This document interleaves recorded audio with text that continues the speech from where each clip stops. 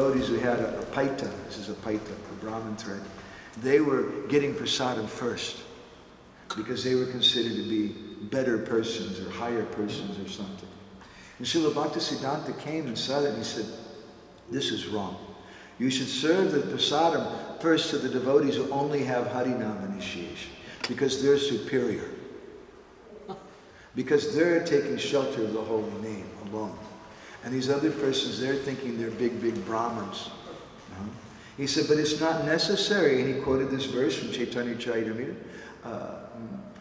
Nadiksham na chasakriyam na purishcharyam ikshate, that you don't have to have initiation, Gayatri mantra. Now it's very interesting. If you read the long purport Srila Prabhupada gives there, he basically refutes that.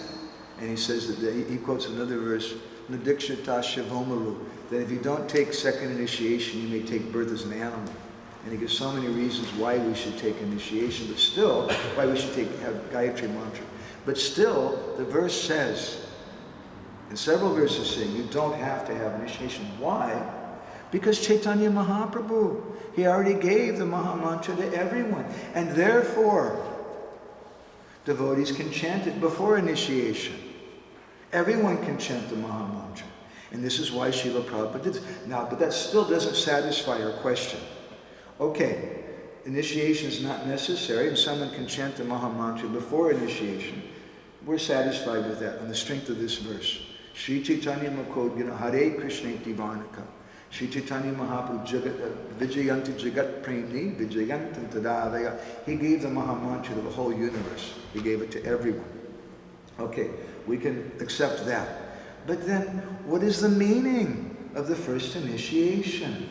Let's go back to the statement we cited earlier from Raghunath Goswami, wherein he says, Nama Shrestha, that my Gurudev gave me the topmost name. And we raised some question about this.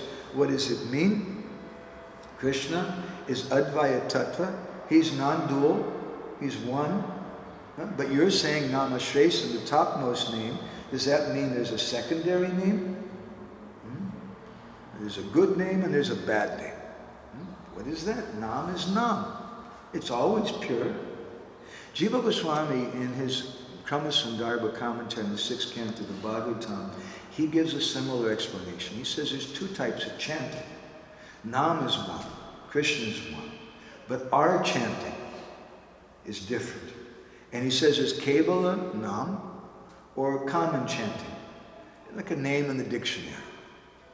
And there's Sneha Samyukta Nam, or chanting with affection. So what is the meaning of first initiation? What happens at the time of first initiation? The disciple gets a name. The disciple gets neck beads. Right? The disciple promises, I'll follow 4 regulated principles, and I'll chant 16 rounds. He was chanting 16 rounds before, but he's promising I'll chant 16 rounds now. And there's a lecture. And what is the lecture from Gurudev? What was the lecture Srila Prabhupada would give, or he would have sometimes one of his leading disciples give? A lecture about the 10 offenses. And Srila Prabhupada would stress, now you have to avoid these 10 offenses. Offenses should always be avoided, before initiation, after initiation. But what's the difference? Now, I'm chanting this Hare Krishna mantra as a service to my Gurudev. He's giving me initiation into a conception of the holy name. Not just the Hare Krishna mantra. Already that was there. Already Mahaprabhu was giving that to everyone. But now I'm chanting it as a service. And Srila Prabhupada writes in Chaitanya Charitamrita, in one purport, he says that there are many regulated principles. This is Madhya Lila chapter 22, text 113. There are many regulated principles in the Shastras and directions given by the spiritual master. These regulated principles should act as servants of the basic principle. That is, one should always remember Krishna and never forget him. This is possible when one chants the Hare Krishna mantra. Therefore, one must strictly chant the Hare Krishna Maha Mantra 24 hours daily. One may have other duties to perform under the direction of the spiritual master, but he must first abide by the spiritual master's order to chant a certain number of rounds. In our Krishna consciousness movement, we have recommended that the neophyte chant at least 16 rounds. This chanting of 16 rounds is absolutely necessary if one wants to remember Krishna and not forget him. Of all the regulated principles, the spiritual master's order to chant at least 16 rounds is most essential. When a lady becomes pregnant with a child in the womb, the mother feeds the baby through the umbilical cord. And that cord connects the baby to the mother.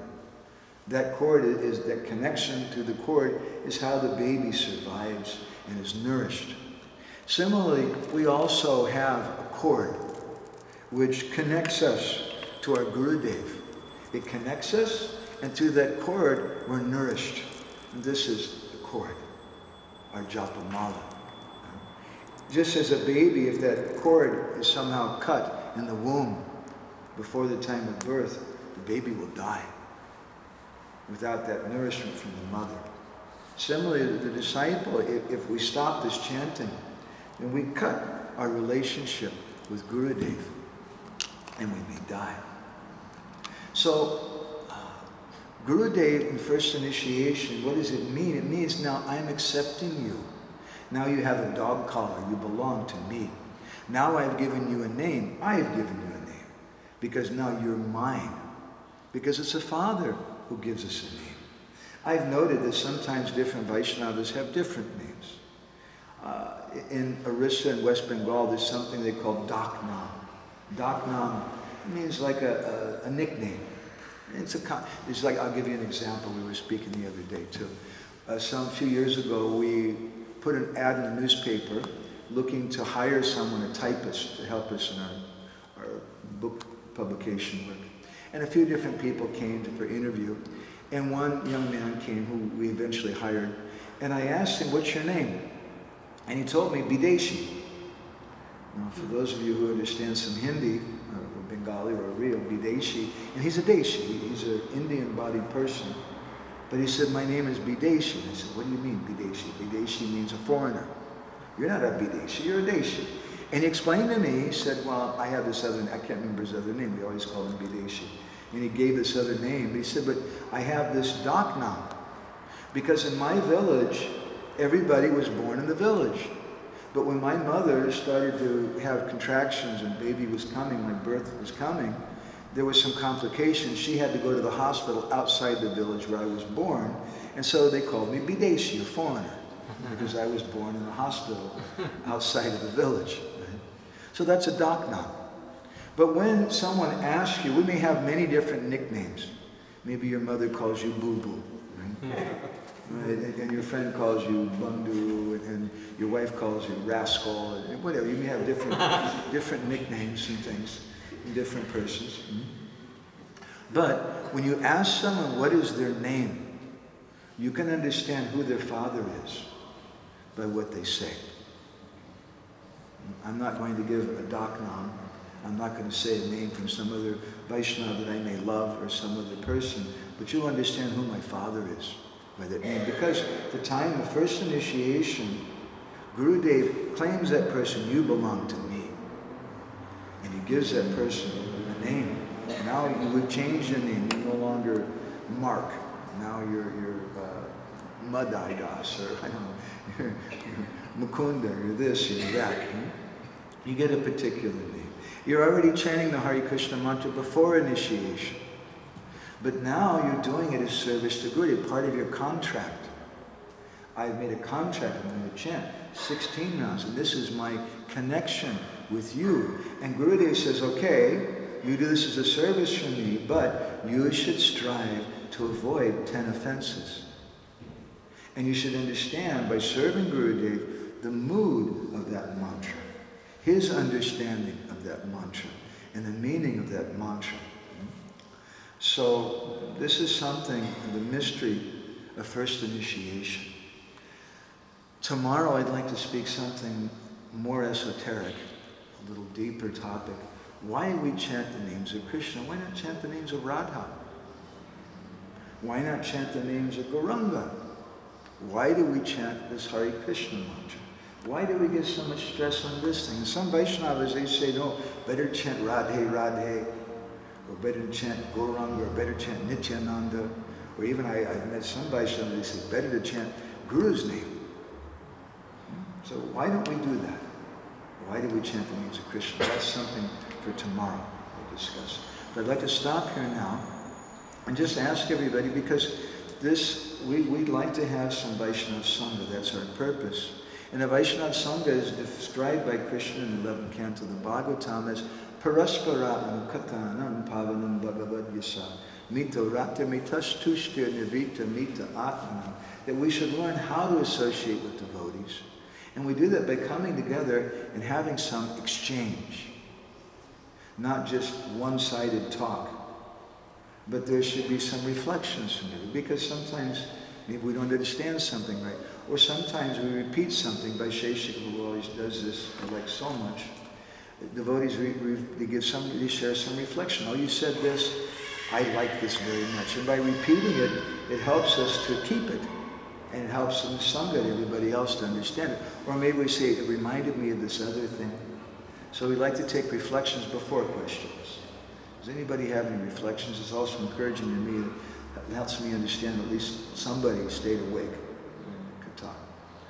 Anybody have any reflections? Something you liked or struck you in a certain way?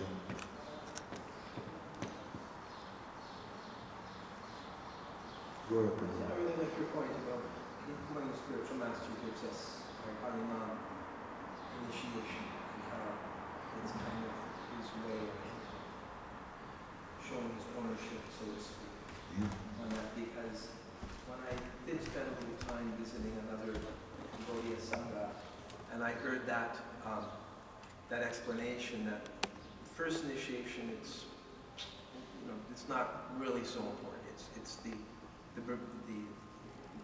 they actually were calling it the Diksha initiation. They were calling it the Brahminical initiation. The Diksha, which I understand is Divya Gyan, the giving of transcendental knowledge. But when you're taking first initiation, you must have received transcendental knowledge as well. So